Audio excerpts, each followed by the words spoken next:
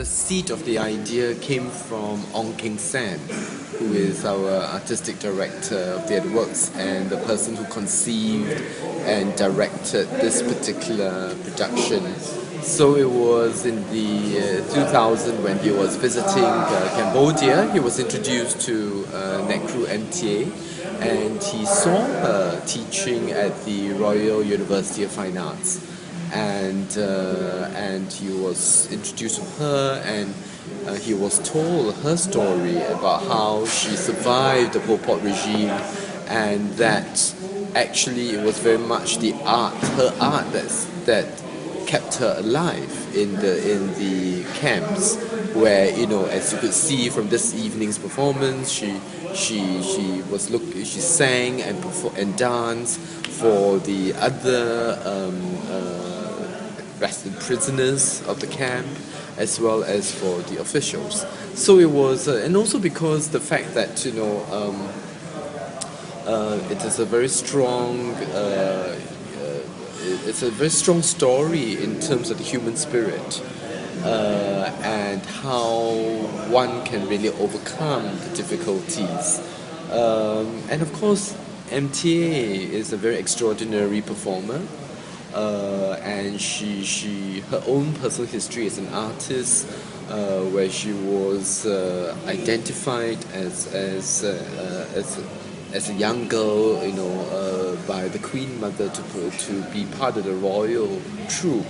I mean, and how she grew up and how she trained as an artist and as a dancer.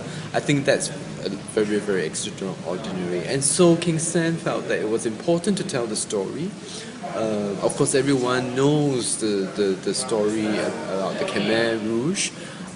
Books were written about it, articles were written about it, but there was never a play that was staged. But in this particular work, it was important that it was performed by the artists themselves, and they themselves tell the stories. We cannot imagine that this work is performed by actors playing the MTA character or playing the Priyap character, because I think that each time when they go on stage, they are reliving what they went through in the 70s, and actually reliving their stories and retelling their stories. And I think that is very relevant and significant to put their stories on stage, to remind us about how we shouldn't take our human liberties for granted. The sense many of us who have not encountered this kind of history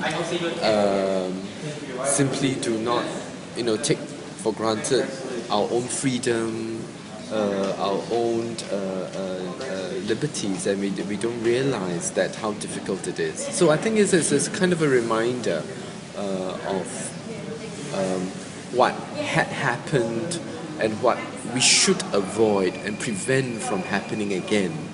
This kind of persecution, which was, to many of us, I'm sure, is very senseless. Why did he have to kill everybody? His own people. Things like that.